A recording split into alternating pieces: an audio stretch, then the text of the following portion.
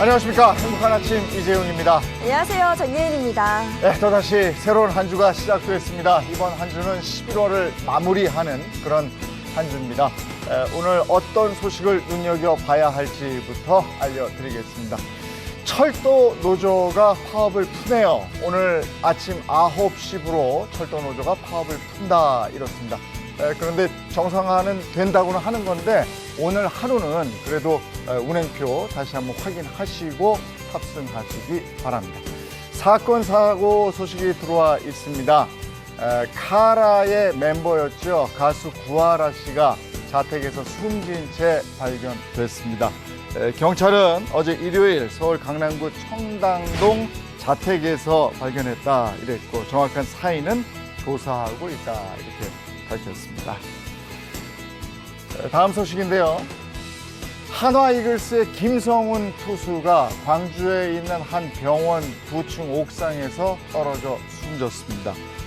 경찰은 김 선수가 옥상에서 발을 잘못 디뎌 사고가 난 것으로 보고 있는데 2017년 한화에 입단한 뒤에 라운드를 책임질 선수로 꼽힌 김성훈 투수 갑작스러운 비보에 팬과 동료들 큰 슬픔에 빠졌습니다.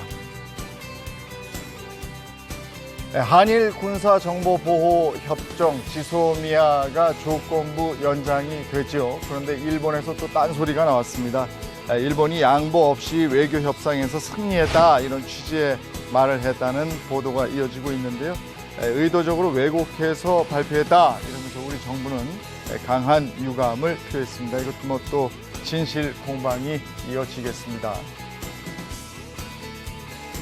네, 이번엔 날씨 소식 전해드리도록 하겠습니다. 어제와 비교했을 때 날이 부쩍 추워졌는데요. 비 또는 눈이 내리는 곳 있겠습니다. 강원 산지를 중심으로는 눈이 오겠고요. 경북 동해안과 강원 영동을 중심으로는 비가 오기도 하겠습니다. 뿐만 아니라 경기 동부와 충북 동부는 오전 시간, 또 강원 영서와 경북 내륙, 경남 동해안에는 낮 동안에 비 또는 눈이 오겠습니다. 제주도는 오늘 밤부터 내일 아침까지 비가 오니까요. 우산 하나 챙기시기 바랍니다. 낮 기온 보겠습니다. 오늘 한낮 최고 기온은 4도에서 13도로 어제보다 많이 떨어집니다. 특히 한파특보가 내려져 있는 서울과 경기 서해안에는 오늘 아침 기온이 어제와 비교했을 때 10도 내외 큰 폭으로 떨어지겠습니다. 중부지방 영하권의 기온 분포 보이겠고요. 바람이 강하게 불면서 체감 온도는 더 떨어지겠습니다. 건강관리에 각별히 유의하시기 바랍니다. 특보 상황 보시면 현재 대부분의 해상에서 풍랑특보가 내려져 있습니다. 바람이 강하게 불 뿐만 아니라 물결도 높게 일겠고요. 그러면서 해안에 인접한 공항을 중심으로는 강풍으로 인해 항공기 운항에 차질이 발생할 수도 있겠습니다. 미리미리 항공기 운항 정보 체크하시기 바랍니다. 오늘 춥습니다. 나오실 때 단단히 입고 나오시고요. 월요일 행복한 아침 바로 시작하겠습니다.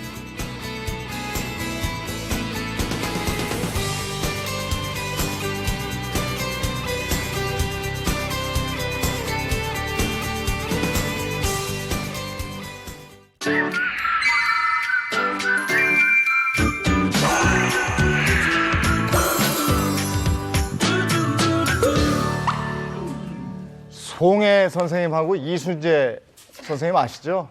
그 60, 70대가 가장 부러워하는 부분입니다. 왜냐하면 60, 70대도 요즘 너무 건강하기 때문에 계속 일하고 싶으시거든요. 네. 그리고 건강을 위해서도 일하는 게 좋다는 얘기도 있고 말이죠. 네. 근데 그런데 일할 자리가 없어요. 일할 자리가 없어요. 뿐만 아니라 노년기에도 취업을 꿈꾸고 도전하려는 노인들을 상대로 범죄를 저지르는 일당이 있다라고도 들었거든요. 예, 그렇습니다. 노인을 대상으로 한 취업을 미끼로 그 범죄를 벌인 일이 있었습니다. 이런 취업 광고 문구 또는 말들은 특히 주의를 하셔야 되는데요. 한번 판넬로 같이 보시겠습니다. 네. 첫 번째 거부터 볼게요. 월 400에서 500만 원 버는 택배일. 솔깃하죠. 예, 사실 이런 구인 광고를 보신 적이 있을 네. 거예요. 월 400에서 500만 원을 벌 수 있다. 일단 이렇게 미끼로 던져놓고 네. 그러면 어떻게 해야 됩니까? 라고 이제 노인분들이 문의를 하면 1,500만 원 가까이 해서 이 정도의 돈을 주고 트럭을 사야 된다고 얘기를 합니다. 예, 일을 할 때 필요하기 때문에 회사에서 당연히 지급을 해야 된다고 생각하는데 그렇죠. 구입을 제가 하라고 생각했을 했어요? 때도 회사에서 당연히 지급을 하는 게 맞다고 네. 생각하는데 단순히 취업을 하고 싶었던 이 60대 남성분의 괴로운 사연을 제가 이제 본격적으로 설명을 해드리겠습니다. 안녕하세요. 저는 60대 노인입니다. 택배 일로 한 달에 400만 원에서 500만 원을 벌며 트럭값을 뽑겠거니 해서 결국 1,500만 원의 중고 트럭을 대출까지 받아서 샀는데요. 그 택배 일이 최소 200개, 그리고 5kg 미만짜리는 거의 없었고 심지어 4층에서 5층짜리 계단을 100회 이상 오르내려야 되는 고된 일이었습니다. 그래서 결국 나중에는 체력적으로 어려울 것 같으니 트럭을 도로 가져가라고 했거든요. 그런데 갑자기 하는 말, 위약금 400만 원을 물어내라고 하더라고요. 예. 한 푼이라도 벌고 싶어서 일을 시작했는데 갑자기 빚을 지고 말았습니다.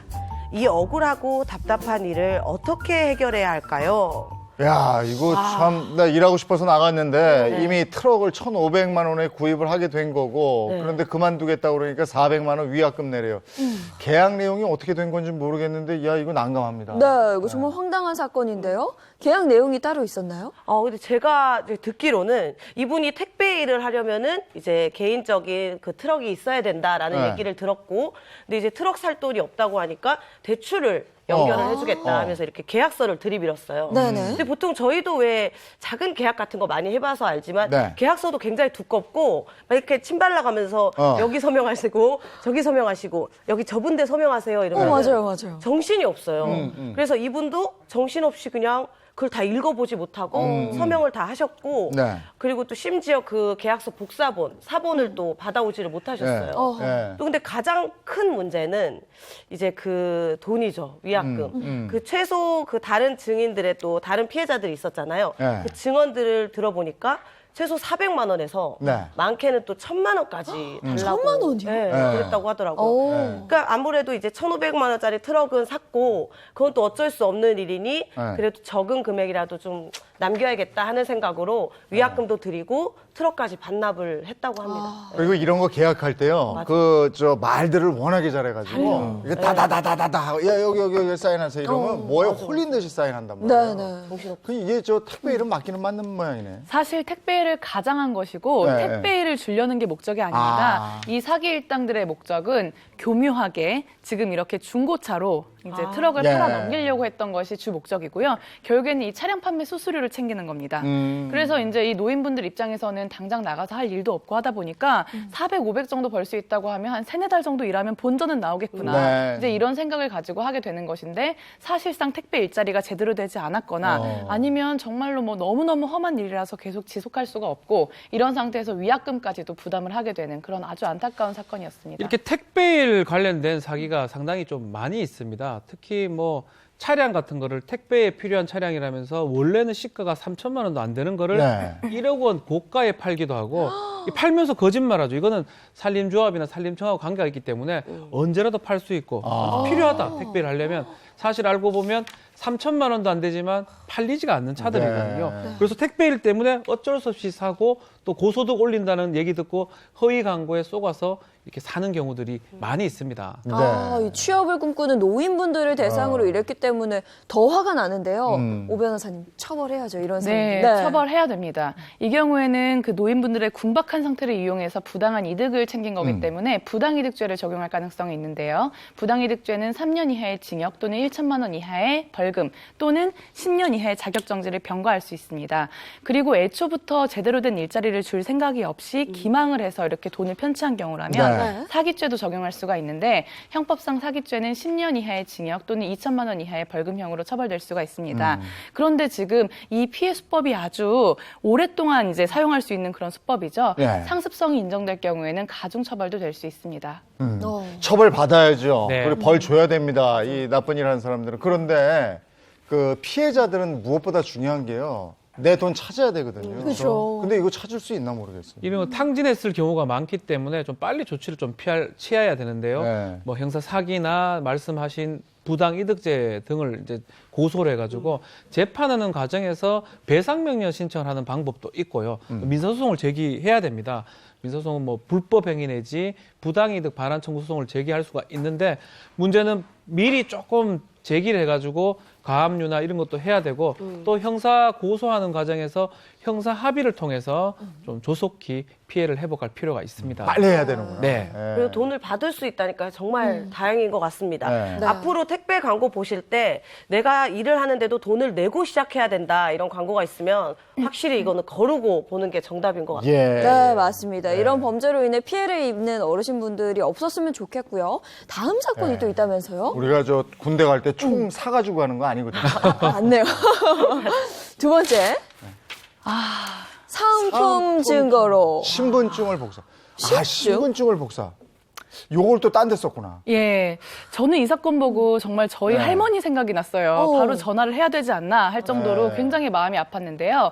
일단은 노인정이라든지 이렇게 노인분들이 많이 계신 곳에서 우리가 뭔가 설명을 해주겠다 이러면서 찾아갑니다. 네. 그래가지고는 거기서 달걀하고 라면 2봉지를 나눠주는 거예요. 그러면서 일단 그 노인분들의 환심을 사고 근데 이걸 이제 사은품으로 나눠드리니까 신분증으로 근거가 있어야 된다. 아. 네. 그래가지고 이제 또 신분증을 복사까지 합니다. 네. 그래서 이렇게 받은 신분증으로 뭐를 하냐면요. 이걸로 불법으로 휴대폰을 개통하는 거예요.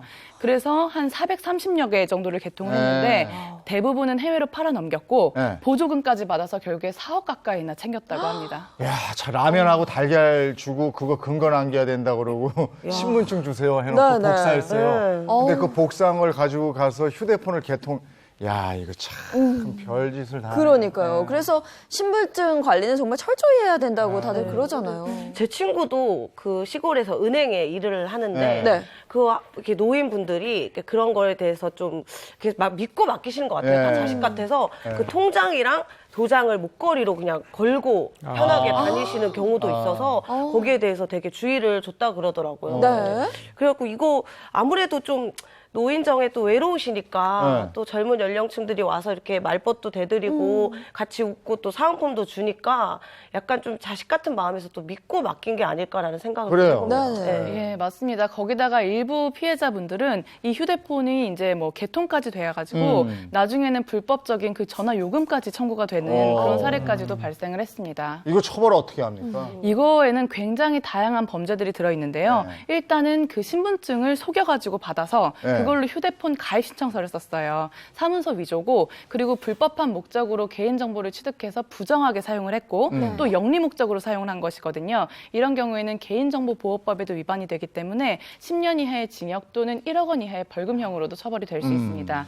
그리고 앞서 말씀드린 것처럼 이것도 결국엔 사기입니다. 네. 노인분들에게는 취업 설명회를 하겠다. 달걀하고 라면도 주고 굉장히 선심을 사가지고 결국에는 그 뒤에서는 노인분들이 전혀 생각지도 못했던 휴대폰을 개통하고 그 요금까지 청구가 되게 이렇게 했던 범죄거든요. 이 부분은 기망에 의한 사기죄도 해당이 되기 때문에 10년 이하의 징역 또는 2천만 원 이하의 벌금형으로도 처벌됩니다. 그러니까 결국은 이런 식으로 접근을 해요. 조직적으로 하는데요. 어르신 안녕하십니까? 저 모르겠습니까? 모르죠. 네.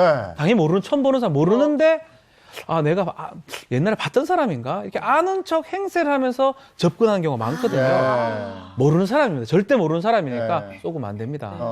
네. 예전에 그런 거 많았잖아요. 그 이렇게 경로당 노인정에 이렇게 다 모이시게 해놓고 네. 거기서 뭘 이렇게 상품 준다 준비했어, 그러고 뭘 막 이만큼 팔고 막 계약하게 하고. 맞아. 근데 요즘에는 또 개인적으로 접근해서 네, 네. 이렇게 신분증을 위조해가지고 별게 다 있네. 네. 자, 다음 사건 예. 제가 말씀드리겠습니다. 아들을 취업시켜 드립니다. 아들? 여기에 혹하죠. 자녀를 취업시켜 주겠다라는 미끼로 돈을 뜯어낸 사기 행각입니다. 네. 이 수백억대 자산가 행사를 하면서 일자리가 없는 뭐 아들이나 뭐 자식한테 취직을 시켜준다면서 5천만 원을 뜯었다고 합니다. 진짜 다른 것도 네. 아니고 이거 자녀 취업까지 네. 이렇게 미끼 던지는 거는 천벌 받아야 된다고 생각하거든요. 맞습니다. 네. 자신이 수백억대 인산모 조합장이라고 속였습니다. 예. 이 사람은 그러니까 종이 뭉치 앞뒤에 5만 원짜리 이런 것만 탁 해놓고 네. 결국 돈다발이 2억 원 정도로 보이는데 사실 가짜죠. 아. 이 피해자한테 취업시켜준다고 하면서 돈을 좀 뽑아오라고 시켰고요. 어허. 네네. 무직 상태인 아들을 혹시나 인삼조합에 취직시킬 수 있지 않을까 이런 기대감에 이 김 씨가 선뜻 5,200만 원을 뽑아왔다고 합니다. 네. 아우. 그 돈은 또 안타깝게도 사이가 대출받은 돈이고요. 네. 노후 자금으로 모은 돈입니다. 네. 근데 일단 잠시 이야기 나누다가 뽑아온 그 김 씨의 돈을 순식간에 가지고 달아났고 어허. 피해자 증언 한번 들어볼까요? 예. 네. 아, 형님 어디 갔다 오시느냐고 그래요. 형수님도 건강하시고 잘 계시느냐고 그래요. 집에 식구하고 잘하는 사람인가 보다. 아, 이제 이렇게 생각을 했어요. 야, 저거 눈앞에서 5천만 원이 날아가는 거야. 네, 정말 끔찍하네요. 정말 마음이 좀 외롭고 헛헛한 노인들을 상대로 특히 아들까지 들먹이면서 이렇게 또 사기 행각을 벌이는 거네요. 아무래도 이렇게 지켜보니까 친한 척이 가장 문제인 것 같아요. 그렇죠. 네, 네. 네, 이제 친한 척을 좀 조심해야 될 것 같은데, 아니, 어떤 법에 이런 사례들은 위반이 되는 건가요? 이 경우는 전형적인 사기입니다. 왜냐하면 일자리를 제공하려는 생각이 없었어요. 네. 그러니까 일자리를 정식으로 제공하려는 생각이나 뭐 어떤 의사도 없고 준비도 전혀 되어 있지 않은 네. 상태에서 돈을 가져와라. 그럼 내가 취업을 시켜주겠다라고 얘기했기 때문에 기망에 의한 사기죄입니다.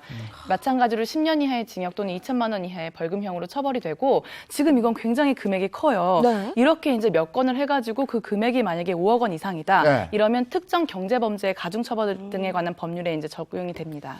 이게 가끔 뉴스에 그 모 인사의 자제가 백으로 어디 취직됐다. 이런 게 나잖아요. 그러니까 혹시나 하는 마음으로 이럴 수 있어요. 근데 그런 일들이 없어져야 된다니까. 그리고 또 요즘 세상에 백으로 취직되는 세상이 아닙니다. 네. 이런 거 절대로 현혹되시면 안 되겠습니다. 그리고 돈을 바로 빼오라니요. 네. 자, 다음 거요. 어버이 기자단, 예? 어버이 기자단? 기자단? 수법이 사기 네. 수법이 뭐 가지각색인데요. 네. 이 뜨악할 사건입니다. 마지막 사건 어버이 기자단에 가입해라 이런 말로 꼬드겨서 돈을 뜯어낸 사건입니다. 이 노인을 상대로 이 어버이 기자단에 가입을 하면 돈을 많이 벌 수 있고 그래서 어버이 기자단에 가입시키게 한 다음에 국고보조금, 뭐 취재수당 이런 것들을 월 200만 원 또 300만 원 가입 받을 수 있다고 거짓말 해가지고 한 7억 원 상당의 돈을 가로챈 그런 네. 사건입니다. 아니 근데 이거 어버이 기자단이라고 그러니까 네. 뭐 진짜로 존재하는 기자단 같기도 있을 하고. 것 같고. 네. 사실 이거, 뭐 네. 없지요. 없는데 사기를 치기 위해서 상당히 노력을 좀 많이 한 것 같아요. 자. 티셔츠를 만들었어요. 어. 어버이 기자단이나 티셔츠하고 신분증도 제작을 하고요. 예. 그리고 강남구에 역삼동에 이 사무실로 교육장 차려놓고 이렇게 아주 철저하게 했는데 네. 나오는 게 프레스, 네. 뭐 뉴스 이렇게 적혀 있잖아요. 글쎄 말이에요. 신분증도 있어. 신분증도 있고요. 어머. 네. 저거를 보고 이제 쏟게 되는 것이죠. 저거 보면 근데 저희가 저런 거를 저렇게 준비를 철저히 해놔서 저거 어떻게 했지 했는데 저 업체 가서 주문하면요. 저거 단박에 해준답니다. 바로 제작해줘요. 저 어렵지 않대요. 네, 네. 맞아요. 근데 어르신분들은 정말 속을 수가 있을 것 네. 같아요. 왜냐면 저도 여기 항상 올 때마다 감독님들이 이제 사원증 예. 부럽거든요. 그래서 준다 그러면은 거의 뭐 매일 오죠. 네.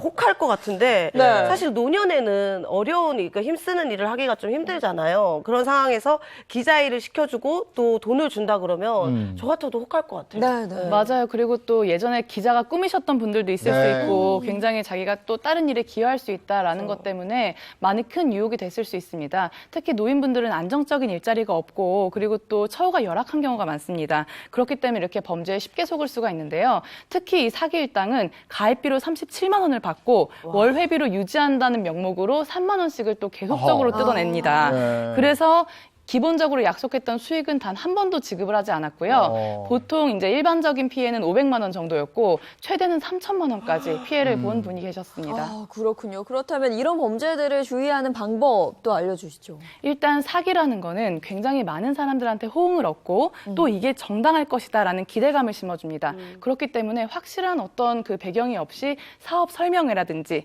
취업 설명회 이런 것들을 이제 유치할 때는 좀 주의를 하셔야 되고요. 두 번째로는 본인들이 하는 말이 진실이다라는 걸 뒷받침하기 위해서 이건 정부 지원 사업이다, 보조금이 지급된다 이렇게 유혹하는 경우가 있는데 네. 정부 지원 사업 같은 경우에는 확인하실 수가 있어요. 홈페이지를 통해서나 아니면 각 부처에 이제 연락을 해보실 수가 있는데 이런 것들을 꼼꼼하게 확인하셔야 됩니다. 마지막으로 그 어떤 정상적인 곳에서도 처음부터 돈을 먼저 요구하지 않습니다. 처음에 가입비를 이제 요구하는 경우에는 이게 혹시 내 정보를 이제 빼앗아 가기 위한 그런 사기가 아닌가 의심하셔야 합니다. 자, 일자리가 너무 급하다 보니까 속는 경우가 있는 거거든요. 가정주부가 사실 많이 속습니다. 취업이 급하다 보니까 이렇게 속이면 뭐 어쩔 수 없이 하는 경우가 있는데 먼저 이렇게 피해를 본 가정주부의 가족의 증언 먼저 좀 한번 들어보겠습니다. 아니 무슨 놈의 회사가 직원을 뽑았으면 월급을 받아야지 누나가 1,000만 원씩 붓는 회사가 어디냐. 회사라고 지금 당장. 회사에 취업을 했는데 돈을 주는 월급을 주고 이러는 게 아니고 1,000만 원 내라고 이상을 했다. 내라. 이거 뭔가 이상하잖아요. 그렇죠. 그렇죠. 방문 판매업체 대표 53살 그 박모 씨 범죄인데요. 월급 150만 원에 4대 보험이 되는 사무보조원을 모집한다는 구인 광고를 했고요. 네. 광고를 보고 찾아온 가정주부한테 정직원 시켜준다 명목으로 또 자사 물품을 직접 구매해라. 그래야지만이 나중에 정확하게 사용하고 또 광고할 수 있다. 그래서 물건을 판매를 했는데요. 이렇게 사무실 차려놓고 무려 1년 반 동안 주부 47명한테 3억 5천만 원 상당의 물품을 이런 식으로 판매를 했던 상황입니다. 그걸 또 못 팔면 또 그게 또 짐이 되는 건데. 그렇죠. 쓰지도 않을 거 아닙니까? 제 생각에 그러니까 짧은 그 남은 시간에 애들 학원비라도 조금 벌어볼까 생각으로 주부들이 취업을 하려고 했을 텐데 이게 구속되는 건가요? 어떤 법적 처벌이 있나요? 안타깝게도 현재 이 사건은 불구속 입건돼서 수사가 진행 중입니다. 왜냐하면 이 사건들을 이제 구체적으로 살펴보면 실제로 내가 일을 하고 싶어서 그 방문 판매 그 가입 계약서를 씁니다. 네. 그리고 뭐 예를 들면은 그 물품에 대해서도 내가 구입을 해서 나중에 이걸 몇 대 팔거나 아니면 렌탈 사업을 하는 식으로 해서 그거에 본인이 계약을 하는 경우가 많습니다. 초기에는 정상적인 업체인데 처음에 좀 투자 비용이 드는 것처럼 해가지고 이게 초기 대응을 잘 못한 경우들도 많이 있어요. 근데 결과적으로는 어쨌거나 정상적인 일자리를 제공하는 게 아니라 일자리를 미끼로 돈을 편취한 거라면 사기죄에 해당될 수 있고요. 그리고 또 거짓 기만적인 광고를 했어요. 표시 광고의 공정화에 관한 법률에도 위배가 됩니다. 그래서 지금 주부분들이 피해를 많이 당하셨는데 이 피해가 굉장히 중대하고 그리고 뭐 도주 우려나 증거 인멸의 우려가 있을 경우에는 수사 단계에서부터도 구속 수사를 할 수 있습니다. 그리고 이 피해 금액을 전부 다 변제하지 못했을 경우에는 실형이 선고될 가능성도 아주 높은 사건입니다. 네, 저희가 이렇게 쭉 들어보니까요. 수법이 워낙 교묘하고 또 다양합니다. 그래서 좀 정리를 한번 해보고 싶어요. 이런 회사는 조심해라. 어떤 회사들이 있을까요? 네, 한번 차근차근 살펴보면 우선 입사 지원 단계에서부터 개인정보를 요구하는 회사, 네. 이런 회사는 의심해봐야 됩니다. 지원 단계에서 주민등록 등본, 신분증, 인감 이런 그 일체 자료를 요구하는 경우는 개인정보 수집을 목적으로 한 허위 구인 광고의 확률이 높습니다. 네. 그리고 입사한 뒤라도 회사 측에서 계좌 비밀번호를 알려달라고 하고 그렇지, 카드 그거 번호 아니지. 같은 것들 요구해도 절대 주시면 안 되고 네. 의심해야 됩니다. 급여를 지급받기 위해서라면 계좌 정보는 통장 표지 사본 한 장이면 됩니다. 맞아요. 예, 절대 비밀번호를 말씀해 주시면 안 되고요. 그리고 입사를 했는데 회사가 교육비나 알선비 등 이런저런 명목을 갖다 붙이면서 돈을 요구하거나 비품 결제를 요구하는 경우에는 거절하셔야 됩니다. 신입사원을 교육하면서 교육비를 요구하거나 교재 등의 물품 구매를 강요한다면 취업을 미끼로 돈을 뜯어내려고 하는 그 사기일 가능성이 있습니다. 네, 마지막으로 뭐 너무나 당연하지만 확인을 좀 해봐야 돼요. 네. 이 회사가 제대로 된 회사인지 아닌지 확인하는데 이 법적으로 좀 확인할 수 있는 방법이 있습니다. 금융감독원의 전자공시 시스템이 있고요. 네. 워크넷이라고 이것을 통해서 확인이 가능한데 좀 귀찮더라도 귀찮지 않죠. 정말 중요합니다. 네. 그 업체가 제대로 된 업체인지 네. 전화 한번 해보면 되거든요. 그렇게 좀 확인할 필요가 있습니다. 네. 네. 자, 그러면 60세 이상 어르신들, 일하고 싶은 어르신들 확실한 일자리를 얻기 위해서는 그러면 어떻게 해야 되는지 그것도 좀 알려주세요. 네, 정부와 지자체가 지원하는 1인당 200만 원이 좀 넘게 지원을 합니다. 어르신 일자리 사업이 있습니다. 이로 인해서 지난달 60세 이상의 취업자는 1년 전보다 41만 7천 명이나 더 증가했다는 아주 반가운 소식이 있는데요. 관련 영상 한번 확인해 보시겠습니다. 평균 나이 70대 어르신들이 손수 꽈배기와 도넛을 만들어서 판매합니다. 정부 어르신 일자리 사업으로 일하고 계시는 분들의 인터뷰입니다. 네. 그러니까 솔직히 이 나이에 어디 가서 뭘 하겠어요. 그렇잖아. 그러니까 일할 수 있는 곳이 있다라는 게 참 행복한 것 같아요. 그래서 나는 자부심을 가지고 일을 해요. 돈 액수는 작지만은 그래도 그 용돈도 되고 뭐 손자들도 용돈 주고 또 욕심이 나가지고 80까지 할 수 있습니다. 건강해 보이세요. 네네. 그 두 분의 말씀을 들으니까 방금 사기로 피해를 본 노인분들도 이런 사업에 신청을 하셨으면 어땠을까 하는 좀 안타까움이 있거든요. 구체적으로 신청하는 방법을 좀 말씀해 주세요. 네, 인터넷으로 한국노인인력개발원에 들어가면 노인 일자리 신청을 하실 수 있습니다. 먼저 65세 이상 기초연금 수급자의 일자리에 대해서 말씀을 드리겠습니다.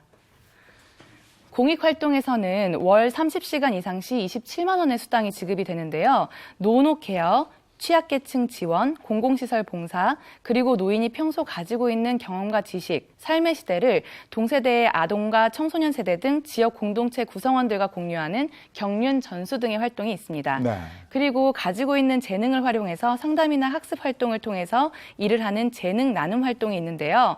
월 10시간 이하로 일했을 경우에 10만 원의 활동 수당을 받게 됩니다. 자, 노인 일자리 부분도 있습니다. 노인 일자리 부분은요. 60세 이상 노인이라면 누구나 신청을 할 수가 있습니다. 네. 지역 아동센터 내지 장애인 거주시설 보조 등 취약계층 활동 보조 프로그램을 월 한 60시간 일을 하게 되면요. 급여가 최대 59만 4천 원 수당을 받을 수가 있고요. 예. 또 여기에 주휴수당, 연차수당은 당연히 별도로 받을 수가 있습니다.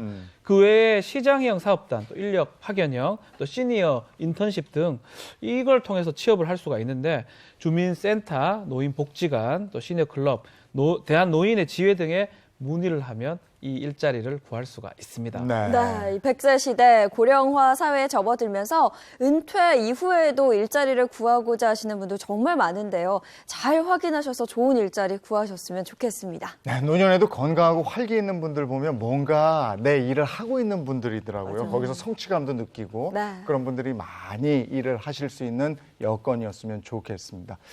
이제 다음 소식 볼 텐데요. 뉴스에서 아마 이 소식을 접하고 아니 어떻게 저런 일이 있어 한 분들도 계실 겁니다. 내 마을에 같이 살고 있는 사람들 중에 10명 이상이 동시에 암에 걸렸다. 여러분은 어떻겠습니까? 이거 정말 그거 듣고 저도 깜짝 놀랐거든요. 예, 네. 정말 안타까운 소식입니다. 122명의 주민이 모여 살고 예. 있는 한 인천의 마을에서 15명이 암에 걸리셨는데 그중에 8명이 숨지는 일이 발생했습니다. 그 주민들의 몸에서는 이상한 점도 발견이 됐는데요. 네, 갑자기 한 마을에서 발생한 일이거든요. 특별한 이유도 있었을 것 같아요. 정체불명의 쇳가루가 발견이 아. 됐습니다. 관련 영상을 한번 같이 보시겠습니다. 인천 서구 왕길동 4월 마을입니다. 마을 곳곳에 검은색 가루가 널려 있는데요. 자석을 대보니 곧바로 달라붙습니다. 그러네. 쇳가루였던 겁니다. 네. 주민들은 지난 1992년부터 쇳가루가 보이기 시작했다고 말합니다. 눈에 보이는 게 이 정도인데 보이지 않는 것까지 고려하면 사람의 호흡기에도 악영향을 미칠 것으로 보여지는데요. 보시는 것처럼. 네. 주민들은 텃밭도 가꿀 수 없었다고 얘기합니다. 예. 마당에서 키우는 사과나무 역시 마찬가지입니다. 음흠. 열매는 맺었는데 제대로 익지 못하고 표면에는 검은 가루가 묻어 있습니다. 그러네요, 정말. 예. 현재 마을에는 52가구에 122명의 주민이 모여 사는데 주택 사이사이로 165개의 공장이 들어서 있습니다. 네. 살고 있는 주민의 수보다 공장이 더 많은 건데요. 마을에서 불과 1km 떨어진 곳에 수도권 쓰레기 매립지가 있고 마을 앞 도로는 하루에 대형 트럭 등 차량만 3,000여 대가 오가갑니다. 또 마을에는 폐기물 처리 업체 등 공장 160여 곳이 무분별하게 들어서 있습니다. 네. 그러니 사람 수보다 공장이 훨씬 더 많은 것인데요. 예. 관련 피해자들의 인터뷰도 있습니다. 아이고 살 수가 없네요. 이주를 해주던지 그렇지 않으면은 공장을 내보내던지. 유방암 거식에서 병원에 가죠. 무릎 수술해서 가지요. 허리 아파서 가지요. 목 거식에서 가지요.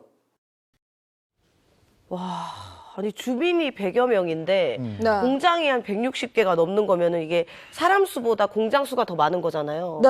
이거는 병이 안 날 수가 없겠는데요. 그러니까요. 이렇게 많은 공장들이 사람이 사는 주거지에 들어서 있다. 정말 충격적인데요. 아니 원래 사람이 이렇게 살고 있는 곳에 저런 공장들이 허가가 날 수 있는 겁니까? 그렇죠. 원래 주택법에 따르면 공동주택하고 공장하고 이격거리가 있습니다. 네. 50m요. 네. 근데 단독주택 같은 경우는 제한은 별로 없어요. 어. 그러다 보니까 이 4월 마을 같은 경우는 공장하고 주택하고 10m 정도밖에 아이고. 차이가 안 나는 예. 것도 있습니다. 바로 옆에 있다 보니까 문제가 될 수 있는데 별로 규제가 없다 보니까 바로 옆에 지어지기도 하고요. 또 그렇기 때문에 이제 개별 행위를 또 개별 공장들이 입지가 될 수 있기 때문에 네. 이 개별행위 허가나 이 계획을 세울 때 좀 꼼꼼하게 해야 된다는 의견들이 많이 나오고 있습니다. 네. 예, 폐기물 관리법에서도 이렇게 폐기물을 배출할 때는 주민들의 건강을 고려해야 되고 주변 환경을 철저히 이제 조사를 해서 위해가 미치지 않도록 관리해야 된다고 규정이 있는데요. 이 폐기물 관리법에 위반할 경우에는 7년 이하의 징역 또는 7천만 원 이하의 벌금형으로 처벌하도록 하고 있습니다. 네. 그리고 이런 폐기물 관리법의 책임은 비단 공장주뿐만 아니라 정부와 지자체에서도 책임감을 가지고 적절한 조치를 해야 됩니다. 네. 아니 마을 전체에 저렇게 쇳가루가 날려가지고 저 밭에도 밭농사도 못 짓고 그냥 이렇게 자석 갖다 대니까 다 묻어나는데 네. 저기서 어떻게 살겠습니까? 그 주민 아까 얘기 들어봤잖아요. 네. 이주를 시켜주시든지 공장을 다른 데로 보내달라. 이거 어떻게 해야 되는 거예요? 네, 그러니까요. 무엇보다 주민들의 건강 상태는 어떤지 조사도 좀 철저히 이루어져야 될 것 같은데요. 예, 그래서 실제로 주민 청원이 있었고요. 이에 따라서 2017년 12월부터 건강조사가 진행이 돼서 네. 올해 8월 말까지 진행이 됐습니다. 그런데 환경오염 조사 결과가 아주 심각합니다. 이 마을에 대기 중 미세먼지, 중금속이 인천의 다른 주거지보다 높았고요. 그리고 마을 내 토양과 주택 친정 먼지에서 중금속이 검출됐습니다. 지난해 겨울과 봄, 여름 이렇게 각 3일간 3개의 지점에서 측정을 했는데요. 대기 중에 미세먼지 평균 용도 역시 55.5 마이크로그램으로 인근 지역의 37.1 마이크로그램보다 1.5배나 높았습니다. 예. 굉장히 높은 수치죠. 네. 맞습니다. 인천 사월 주민 그 34명에 대해서 모발 검사를 시행했는데 네. 그 중에 26명이 알루미늄 그 기준치 이상이 검출됐습니다. 그러니까 알루미늄을 바로 호흡했을 때 나타나는 그 수치가 나왔었고요. 그래서 아마도 이런 것들 때문에 이 주민들이 뭐 안과 질환, 또 갑상선 질환, 암, 폐질환 이런 것들을 겪는 게 아닌가 이렇게 보입니다. 네. 네, 바로 나타나는 그런 신체 질환도 문제지만 네. 정신 건강도 굉장히 문제가 될 수 있는데요. 이런 미세먼지 농도와 주 야간 소음도 그리고 우울증과 불안증 호소율이 상대적으로 높다는 점에서 이 마을은 주거환경으로 부적합하다라는 이제 결정이 내려졌습니다. 건강검진 참여자의 우울증 호소율이 24.4% 그리고 불안증 호소율은 16.3%로 전국 평균이 우울증이 한 5% 정도대인데 이보다 거의 3배 이상이나 높은 그런 수치가 밝혀졌어요. 그래서 동국대 의대에서는 24시간 공장이 가동되면서 소음과 이렇게 정신질환 간의 관계가 충분히 인정될 수 있다라고 밝혔습니다. 아니 근데 이렇게 다 그 연구를 통해서 그 네네. 피해가 심각하다고 나왔네요. 네, 나왔죠. 네. 그렇게 됐기 때문에 공장들이 주민들을 위해서 이제는 해결법을 좀 내줘야 될 것 같거든요. 사실 의식주 중에서 주가 가장 우리가 사람의 권리 중에 중요하다고 생각되는 것 중에 하나인데 제가 듣고 나니까 화가 나네요. 왜냐면 집은 일을 하고 좀 편하려고 가는 건데 그렇죠. 여기가 더 힘든 곳이 되니까. 근데 문제가 좀 있어요. 이게 네. 문제가 뭐냐면 네. 정말 황당하게도 이 4월 마을 이 주민들의 이 건강 상태하고 쇳가루하고 아무런 관계가 없다. 무관하다. 이렇게 결론이 났습니다. 네. 아니 지금 연구 결과 이렇게 얘기한 거로는 결과가 있는 것 같은데 어떻게 그런 결과 나왔죠? 그렇죠. 주민들 뭐 억울하다는 입장인데 일단 환경부 관계자 인터뷰 한번 들어보시죠. 암 발병 통계하고 다른 지역하고 비교를 할 때 큰 차이가 이렇게 나지 않는다. 사후 대책은 단기적으로는 어려울 거예요. 아니 저게 분명히 인체에 유해하다는 게 나왔고 그 다음에 다른 데하고 일반적으로 큰 차이가 안 난다고 그러셨는데 아니 다른 어떤 마을이 그렇게 사는데 갑자기 15명이 막 암이 되고 몇 명이 이러진 않잖아요. 그러니까요. 그것도 제가 희한하네. 봤을 때도 왜 근데 이게 밝혀낼 수가 없는 건지, 외부 환경 요인과 암 발병률의 연관성을 왜 밝혀내기가 힘든 거예요? 예, 아예 밝혀내기가 힘들다기보다는 이게 이제 어느 정도 노출량, 그러니까 쇳가루를 노출하는 그 양이 있을 거고, 그게 주민들에게 흡수되는 정도가 있을 거예요. 근데 이거는 지금 딱 말씀만 들어보셔도 시간이 경과될수록 축적되는 겁니다. 네. 그러니까 이제 초기에 조사를 하거나 검사했을 때는 실제로 그 배출량 때문에 내가 암이 걸렸다라는 것들을 직접적으로 이제 밝혀내기가 좀 어려운 경우가 있고요. 네. 밝혀낸다 하더라도 그게 그러면 금전적으로 얼마의 손해배상 액수인 것이냐, 네. 이렇게 산정하기가 또 어려운 부분이 있습니다. 그러면 4월 마을 주민들은 어떻게 해야 돼요? 법적으로 이걸 어떻게 대처를 해야 되죠? 개인별로 어떻게 해야 되는 겁니까? 뭐 구체적으로 좀 알려주실 수 있나요? 네, 이제 뭐 일반적으로는 환경분쟁조정위원회가 있어서 네. 이런 환경 피해로 인해서 어떤 내가 뭐 손해를 입었다 이런 경우에는 조정을 거치는 방법도 생각해 볼 수가 있는데, 일단 소송을 하든 조정을 하든 이런 사건의 경우에는 굉장히 인과관계를 밝혀내기가 어렵다는 단점이 있어요. 이미 피해를 본 주민들이 치료비라든지 이런 것들을 배상받지 못한 상태에서 이런 소송 자료들을 준비하기도 굉장히 어려운 점이 있을 거고요.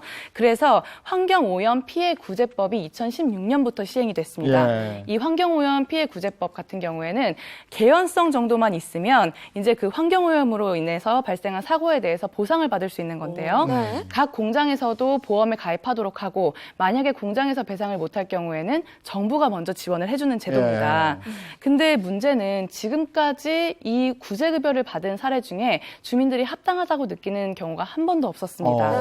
예를 들면 지난해 실시된 그 구제급여의 선지급 시범 사업에서 장한재련소 그리고 대구 안심연료단지의 그런 원인자가 명확한 경우에 구제급여가 지급이 됐는데요. 이때 한 사람에게 돌아간 지원금이 고작 1인당 21만 원이었습니다. 당연히 부족하다고 생각하실 수밖에 없죠. 네. 1인당 21만 원이면은 저희도 병원 가봐서 알지만 몇 번 못 가는 거거든요. 네. 그럼. 구제급여가 너무 작게 측정이 된 게 아닌가 생각되거든요. 네.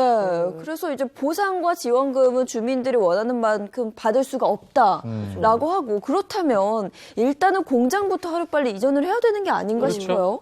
앞으로 계속 이런 일이 발생할 수 있기 때문에 관련 법규 정비가 필요합니다. 공장하고 주택하고 거리가 꼭 어느 정도는 돼야 된다. 이런 법규 개정이 꼭 필요하고요.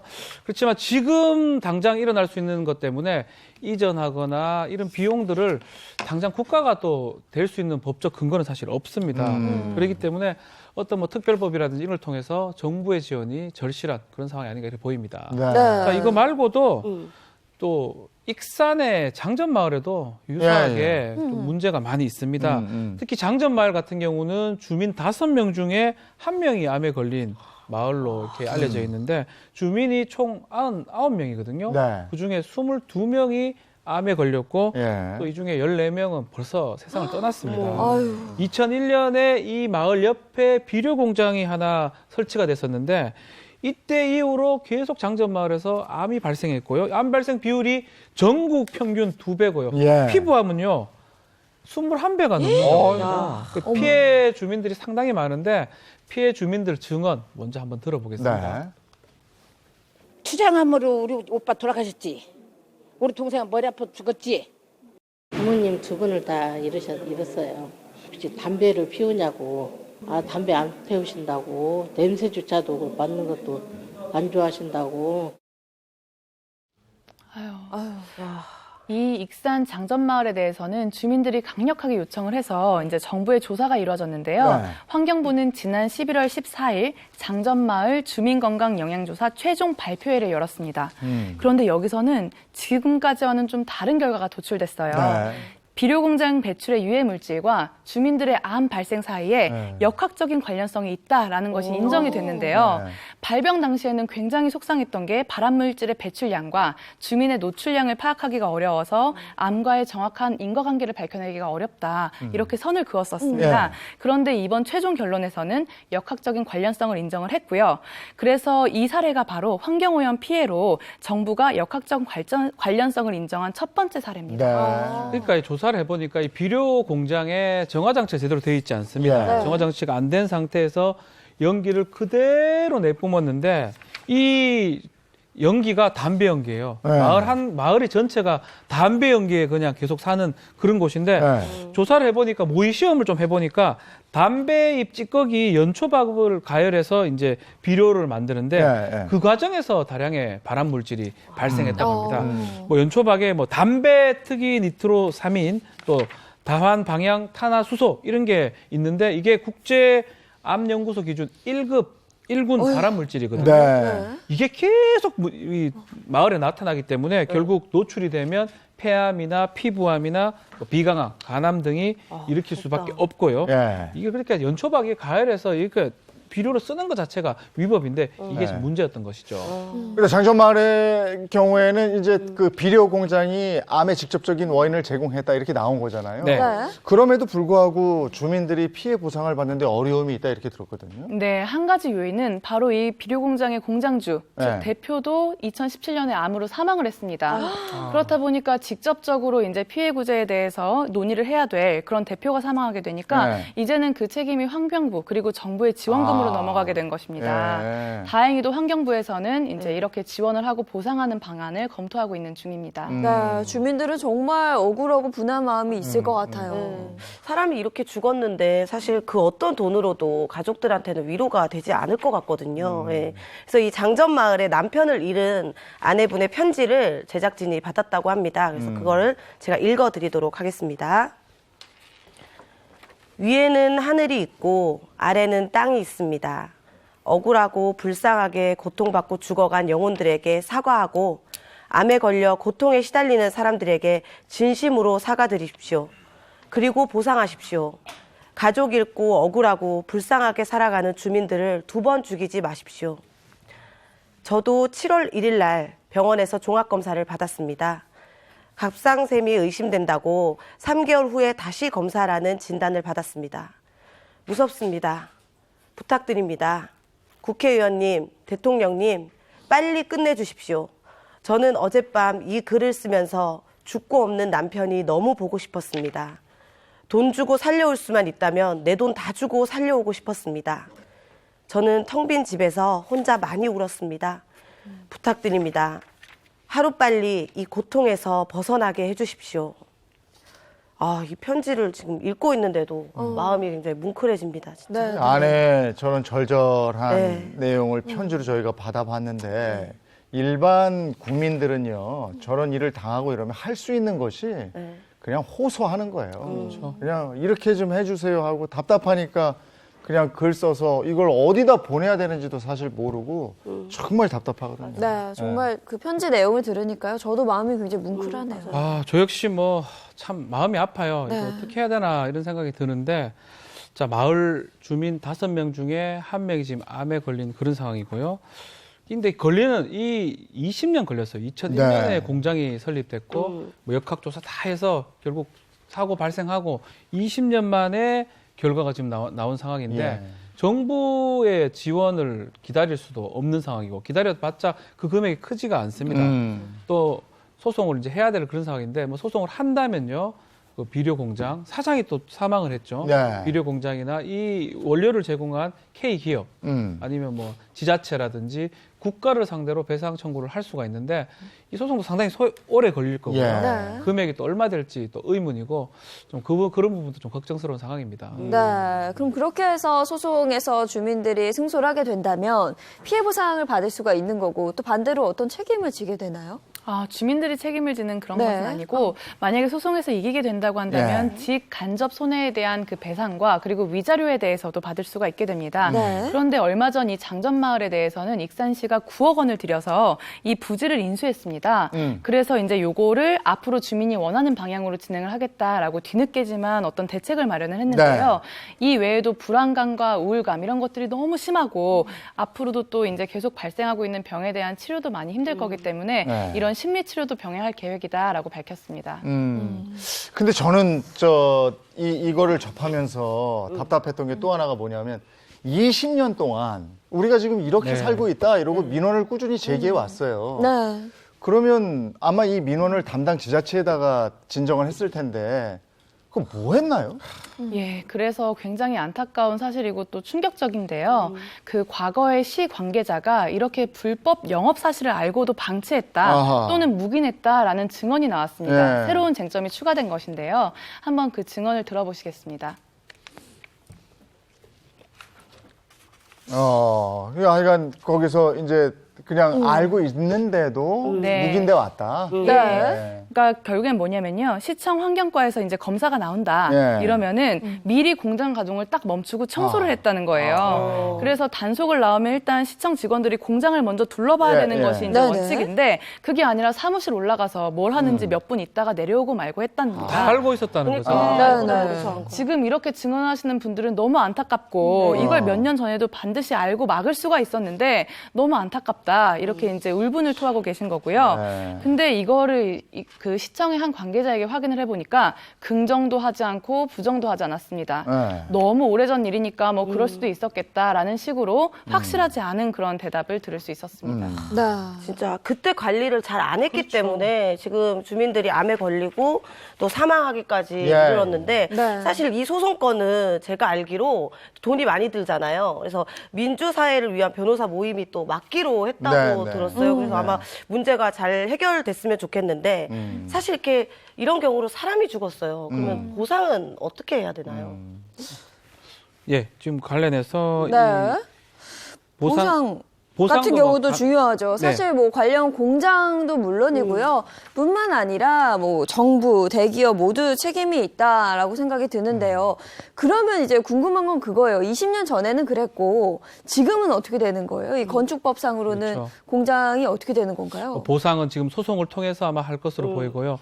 현행법에 따르면 조금 달라졌습니다. 현재 일정 그 면적의 건축물, 공장 같은 거 설치할 때는 이 시군구청장의 승인, 허가를 받아야 되는데 그 과정에서 여러 가지 제한들이 있습니다. 산업 직접 활성화 및 공장 설립에 관한 법률이 있는데요.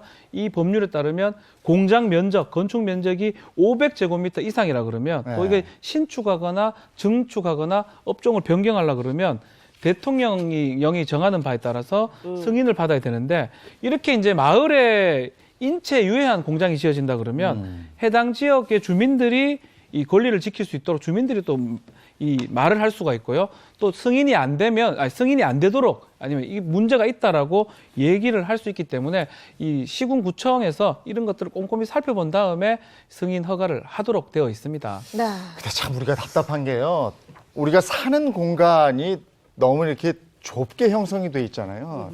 웬만한 곳은 사람들이 다 모여 살고 있어요. 근데 이런 공장들은 이 공장에서 나온 게 비료잖아요. 네. 비료는 또 우리한테 필요하다고. 그래서 이게 어딘가 지어줘야 되는데, 그러니까 지어놓고 잘 지켜야 되거든요.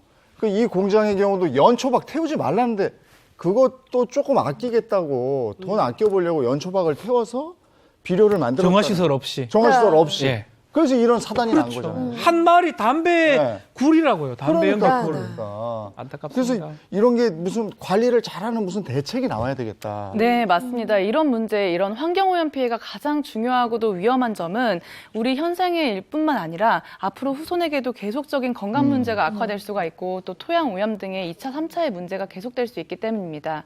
대표적으로 관리를 잘 해야 되는 그런 발전소 중에는 원자력 발전소가 있는데요. 대표적으로 예전에 소련의 체르노빌 원전 사고가 있었습니다. 20세기의 최악의 대사고로 알려져 있는데요. 당시에 인명 피해가 매우 심각했습니다.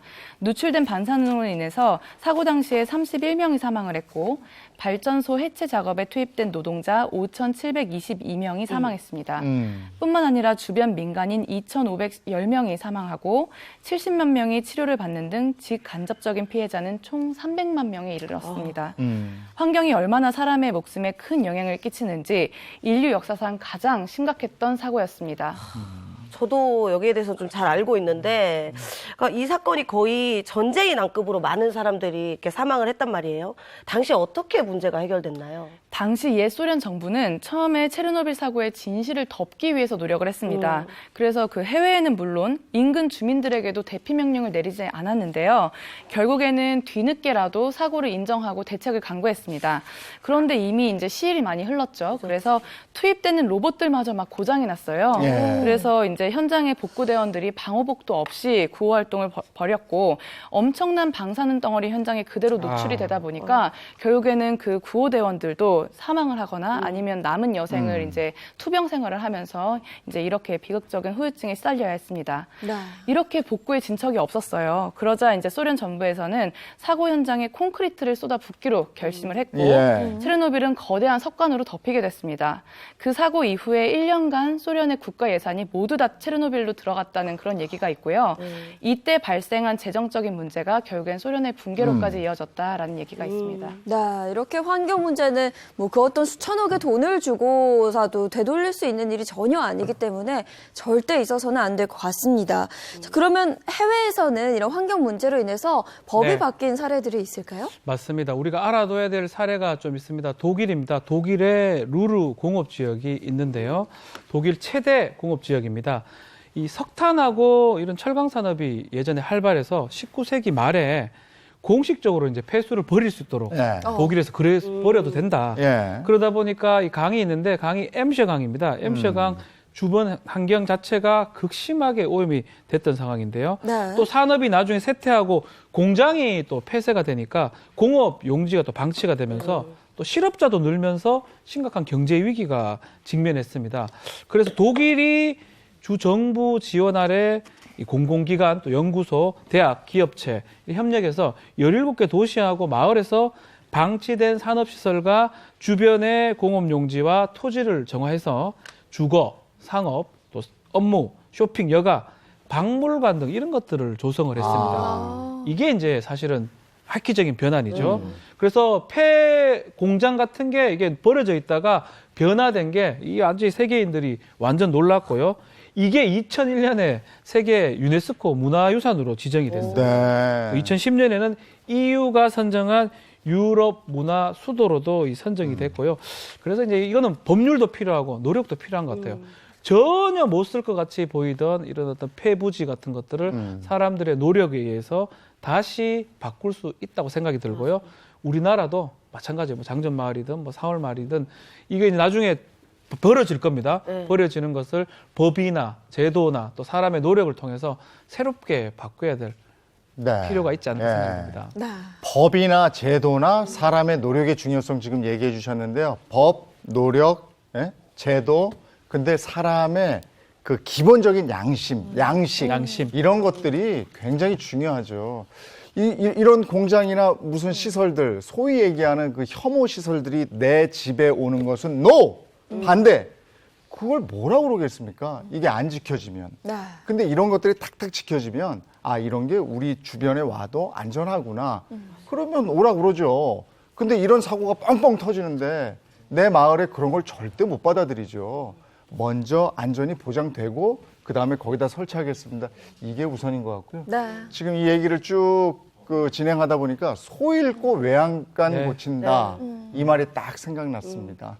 소 잃고 외양간 고치기 전에 다른 마을들, 다른 공장들은 어떻게 잘 되고 있는지 철저히 좀 관리 감독해 주시길 다시 한번 당부드리겠습니다. 네, 오늘 도움 말씀 고맙습니다. 고맙습니다. 감사합니다. 이제 자동차 관련해서 한번 볼까요? 네, 어떤 내용인지 영상으로 먼저 보시죠.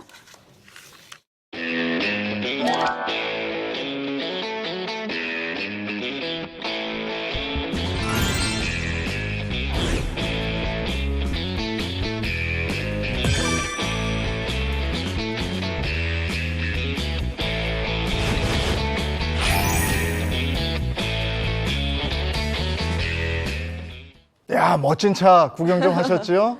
우리나라 지금 차 엄청 많습니다. 근데 우리나라 최초의 차 뭘까요? 최초의 차? 고종황제. 뭘까요? 1903년 고종황제의 어차로 사용됐던 아주 멋진 차가 있는데요. 사진 한번 보여주실래요? 이거예요, 이거. 야. 외국 저 포드 회사 A형 리무진이 우리나라 최초의 자동차인데 1903년 고종 황제의 의전용 어차로 들여온 차라고 합니다. 야, 정말 멋지네요. 지금 봐도 네. 멋져요. 예. 보기만 해도 멋진데 최근에 제가 보기로는 단종된 차들을 다시 리모델링해서 타고 다니시는 분들이 정말 많더라고요. 그래서 오늘 이 시간에는 클래식카 그리고 자동차의 진화에 대한 이야기 나눠본다고 하시면서요. 김필수 자동차학과 교수님 모셨습니다. 어서 오세요. 네, 안녕하세요. 네, 안녕하세요. 자, 멋있어요? 오늘 멋있습니다. 원래 이 자동차가 나오자마자 5%, 10% 가격이 좀 떨어지는 게 네. 한 해 흐름이거든요. 네. 근데 20년 정도 된 걸 우리가 올드카라 그러지만은 올드카 중에서 역사적인 의미를 부여를 해서 희소 가치가 있다든지 또 뭐 어떤 특정한 사람이 끈다든지 하게 되면 우리가 클래식카라고 얘기를 하고 있는데 네. 이런 클래식카는 가격에 따라서 수억 원이 되기도 하고 수십억 원이 되기도 하거든요. 최근에 아마 연예인들이 방송을 타면서 본인이 소지하고 있는 클래식카 나오면서 상당히 인기를 끌고 있기 때문에 네. 관심이 점점 높아지고 있는 것이 아닌가 이렇게 보고 있습니다. 그런 클래식카 몇 개 사진 좀 보여주실 수 있나요? 보면서 얘기하고 싶은데. 네. 예. 보시면 어이구야, 예, 이거 굉장하죠. 뭐야? 네. 그래서 사실 이제 이렇게 몸값이 상당히 비싸기 때문에 이 봄이나 가을에 날씨가 좋을 때만 네. 길거리에 나오지 춥고 더울 땐 나오질 않습니다. 워낙 희소 가치가 높거든요. 네. 그러다 보니까 뭐 만지기도 어렵고 박물관에서 특정한 큐레이터들이 관리하는 부분이 많기 때문에 상당히 의미가 있지 않나 이렇게 좀 보고 있습니다. 네. 예. 저 무슨 그 제임스 본드가 차던. 맞습니다. 지금 바로 지나가고 또 예전에 네. 아마 007에서 골든 핑거 네, 네. 이 제임스 본드가 타던 본드카였거든요. 네, 이거 멋있어요. 맞습니다. 네. 이 차가 대단한 차죠. 네, 그래서 네. 뭐 특수한 장치가 지금 보이고 있잖아요. 그래서 네. 나오고 기름도 떨어지고 뭐 네. 공격 기능까지 있는 이런 차가 아닌가 이렇게 좀 보고 있는데 예. 뭐 부르는 게 가격이다 이렇게 볼 정도로 상당히 고가다 이렇게 볼 수가 그래요? 있습니다. 예. 네. 저건 진짜 지금 봐도 멋있네요. 예, 너무 맞습니다. 멋지고 예. 정말 세련됐어요. 맞습니다. 네. 지금 네. 나와도 운행을 하더라도 와 멋있다 하고 고개를 돌릴 정도로 상당히 네. 의미 있는 차가 아닌가 이렇게 보고 있고요. 네. 옛날 시스템이라 하더라도 클래식 옛날을 또 추구하는 부분들이 있기 때문에 네. 아마 이런 차를 보게 되면은 더더욱 더 옛날 과거도 생각하고 의미가 있지 않나 이렇게 네. 보고 있습니다. 네. 근데 멋지다. 네. 보기만 해도 정말 멋지고 예. 눈에 이목을 확 집중시킬 것 같긴 해요. 맞습니다. 그러다 보니까 그러나 그 국내에서는 관련된 법규가 좀 없는 게 좀 아쉽습니다. 네. 또 미세먼지 때문에 예전의 차 같은 경우는 뭐 등급으로 나눠서 진행을 하고 있는 부분들이 있는데 뭐 이런 관련 법규도 있어서 선진국을 벤치마킹해서 한국형 모델을 만들면 의미가 있지 않나 이렇게 좀 생각을 하고 있고요. 또 국내에도 추억의 차들이 상당히 좀 많이 있습니다. 많이 있죠. 예, 많이 있습니다. 우리가 아마 단종돼서 지금 보기 어려운데 우리가 양산형 국내 최초의 그 고유 모델이 뭔가 하게 되면 1975년부터 1990년까지 나온 차다 이렇게 볼 수가 있거든요. 지금 화면에 나오고 있죠. 저 차종이 포니도 있지만 포니2, 택시, 픽업 등등 굉장히 많이 나왔습니다. 저 포니는 네. 우리 국민차 시대를 열었잖아요. 맞습니다. 포니. 네. 가격이 200만 원대인데요. 네. 그 200만 원이면 당시에 집안차라고 생각하셔도 좋을 것 같아요. 근데 저 차가 10,000대 이상 판매되면서 국내 네. 시장 점유율 40%를 가졌으니까 네. 상당히 의미 있는 차인데 1975년 차는 지금 근대 문화재로 지정이 돼 있었는데 제가 바로 심사위원입니다. 그러시군요. 네. 저건 정말 저 포니차 한 대 이렇게 탁 사가지고 저기 비 오면 맞을까봐 네. 저 위에다 이렇게 포장 덮어놓고 이랬던 기억이 나. 맞습니다. 제가 비가 오거나 눈이 오거나 하면 네. 못 가지고 다닙니다. 네. 그래서 실내에서 보관하고요. 네. 아까 말씀드린 봄이나 가을 날씨 좋을 때 네. 한번 쓱 지나가게 되면 사람들이 다 쳐다볼 정도로 맞아요. 옛날 최신차보다 저 차를 더 쳐다볼 정도거든요. 의미가 더 있지 않나 이렇게 보고 예. 있습니다. 그러니까 지금 봐도 아주 멋져요. 희소 가치가 높아서 지금 제가 보니까 1978년 정도 되는 거 한 8천만 원 정도 되지 않나. 엄청납니다. 포니가?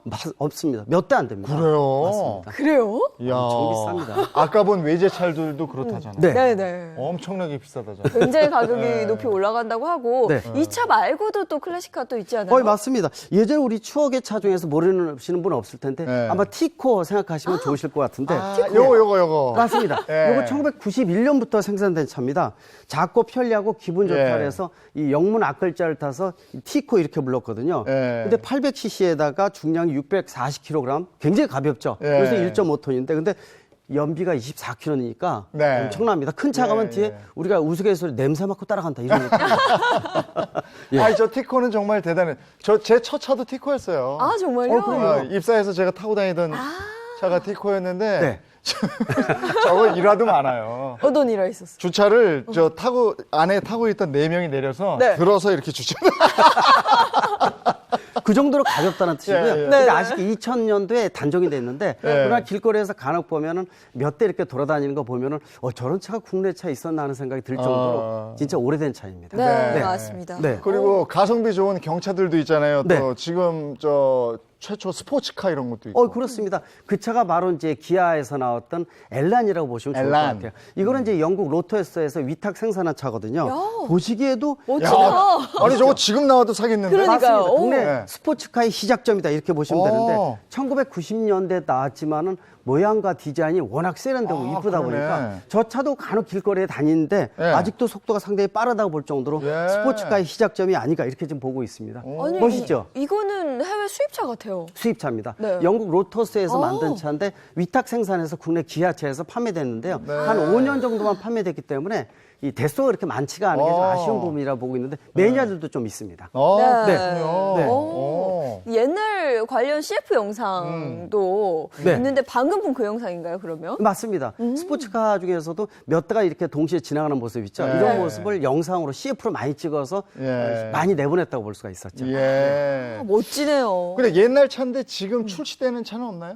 있죠. 최근에 이제 예를 들어서 엑셀 같은 경우도 네, 1900 후반에 나왔던 부분들인데 엑셀 같은 차 정도도 좀 있고요. 네. 그다음에 우리가 국민차라고 생각했던 요거구나. 예, 그렇죠. 지금 이 차 같은 경우에는 1985년에 출시가 됐는데요. 네. 이 차는 에어컨이 옵션이었습니다. 아. 그래서 언덕 올라갈 때 에어컨을 끄지 않으면 뭐 시동이 꺼진다든지 아마 기억이 나실 겁니다. 네. 근데 이제 1994년에 지금 단종이 됐던 차인데 네. 이 차 정도 상당히 좀 인기를 끌었던 차종이 아닌가 이렇게 좀 보고 있습니다. 네. 네. 아유 진짜 지금 보니까 반갑네요. 맞습니다. 저 차들이 예. 옛날에는 이렇게 막 다녔던 차거든. 그렇습니다. 그리고 옛날에 이게 중형차 하면 대표적인 게 있었는데. 맞습니다. 네. 지금도 출시되고 있죠. 1986년부터 출시가 됐는데요. 이게 세대를 거치면서 업그레이드가 됐는데 상당히 큰 우리가 보면은 대형차다 그래서 네. 인기를 많이 끌었던 차라고 보시면 좋을 것 같습니다. 뭐 보시면 아, 아마 이거 저게 무슨 중후하게 차인지 알 나와. 거예요. 예. 이 기역자로 시작되는 차라는 거 예, 아마 예. 아실 겁니다. 저게 부의 상징이었어요. 맞습니다. 이거 지금 CF로 지금 나오고 있는데 굉장히 많이 인기를 끌었던 이런 네. 모습이다 이렇게 볼 수가 있고요. 이거 지금 아마 누적 대수가 어마어마하다고 보시면 되는데 네. 보시면서 야, 이 차 보고 있어. 또 세대가 거치면서 네. 지금도 업그레이드 되면서 계속 모델이 나오고 있어서 상당히 인기를 끌고 있다 이렇게 보고 있는데 2016년 출시 이후에요. 3년 만에 이번에 새 차가 새로 나왔습니다. 예, 그래서 예전에 이 기억을 가시신 분들이 이 신차를 많이 구입하는 경향이 와, 최근에 이거 많이 늘어나고 멋있다. 있습니다. 이 차의 특징을 보시게 되면요. 네. 크게 두 가지를 볼 수가 있는데 우리가 미세먼지 문제 때문에 상당히 이제 고민을 많이 하고 있지 않습니까? 네. 그래서 미세먼지를 감지해주는 감지 센서가 있고요. 그래서 실내의 공기질이 나쁘면은 뭐 좋다, 나쁘다 이런 걸 감지를 해서 네. 마이크로 에어 필터가 걸러주면서 네. 우리가 말하는 초미세먼지 99%를 걸러주는 기능이 있다 이렇게 볼 수가 와. 있고요. 또 운전을 장기간 하게 되면은 우리가 허리 같은 게 많이 아프지 않습니까? 네. 그래서 이 좌석 자체에서 허리 지지대가 네 방향으로 돌아가면서 움직여주다 보니까 이 피로감도 상당히 좀 적게 만든 또 예. 디자인도 워낙 세련돼 있어가지고 상당히 인기를 끌고 있지 않나 이렇게 보고 있는데요. 예. 의미가 있죠. 상당히 새로운 시스템인 걸 딱 느끼실 그러네요. 겁니다. 네. 그 아주 차가 멋지네요. 이렇게 진화됐거든요. 맞습니다. 예. 지난 2주간 정도에 지금 사전 예약을 받았거든요. 네. 32,000대를 예약받았어요. 아, 그렇습니까? 어마어마하네요. 엄청 많죠. 자, 네, 차 네. 하나만 더 볼까요? 네. 저 젊은 층을 공략한 차가 하나 있다고 그러는데. 맞습니다. 예. 2010년부터 나왔던 차인데 네. K자로 시작되는 차죠. 아. 이 차는 앞에 디자인도 워낙 세련되고요. 네. 보면은 저렇게 중형차인데도 불구하고 쿠페로 만들어 상당히 의미가 있는데 지금 보시겠지만은 유명 배우가 이 CF 모델로 나와서 상당히 인기를 끌었던 이 현빈, 모델이라고 네. 보시면 네. 좋을 것 같습니다. 네. 이 차도 기능이 굉장히 다양하잖아요. 그렇습니다. 새로운 기능 하게 되면은 워낙 디자인도 이쁘고 앞뒤 뒤태 워낙 미려하죠. 근데 가장 중요한 것이 음성 인식 장치라고 보시면 좋을 것 같습니다. 음성 인식 장치는 운전하면서 조작을 안 하더라도 야, 에어컨 켜줘. 히터 켜줘. 네. 날씨가 추운데 좀 따뜻하게 해줬으면 좋겠는데 네. 이거 직접 자연스럽게 사람하고 대화하듯 얘기하더라도 자연적으로 알아서 그렇군요. 해주고 또 일반 자율주행 기능도 일부 적용이 되는 신차다 이렇게 보시면 좋을 것 같습니다. 알겠습니다. 최초의 차부터 시작해서 최첨단 차까지 봤습니다. 자동차의 진화는 역시 무죄군요. 고맙습니다. 네, 고맙습니다. 감사합니다.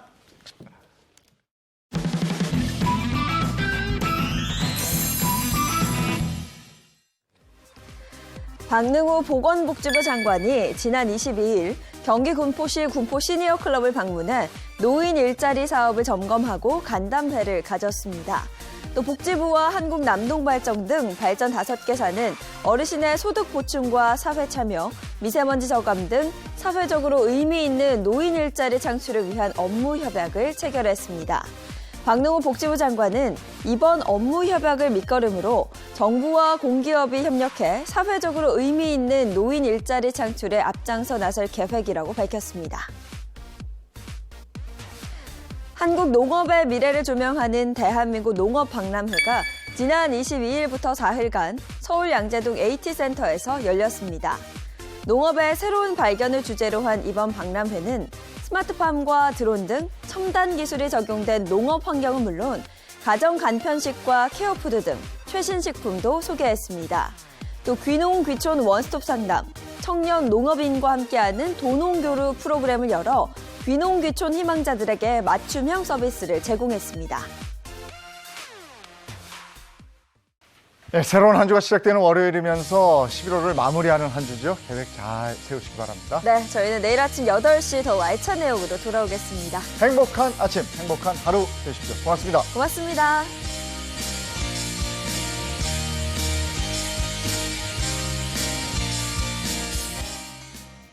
채널 A